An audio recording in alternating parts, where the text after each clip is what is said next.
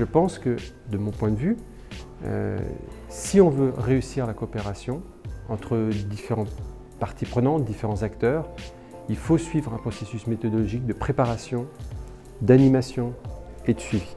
Il faut d'abord commencer par avoir un cadre clair de ce qu'on veut faire ensemble, qu'est-ce qu'on veut atteindre comme objectif ensemble, qu'est-ce qu'on veut co-construire ensemble.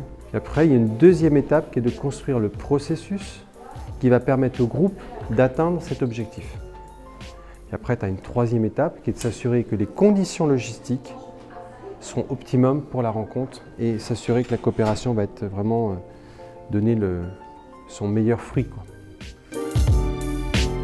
Et oui, il y a une question très différente de toutes celles qu'on peut poser habituellement, c'est celle de la distinction entre facilitation et modération, Ok. qui est vraiment une spécificité du marché allemand.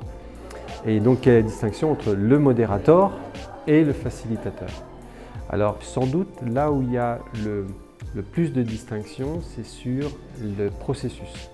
Le facilitateur accorde énormément d'importance à construire un processus très détaillé, souvent constitué d'un grand nombre d'étapes, alors que ce que j'ai compris dans nos échanges ici, c'est que le modérateur était moins focalisé sur un processus, apportait moins d'attention sur le processus d'interaction.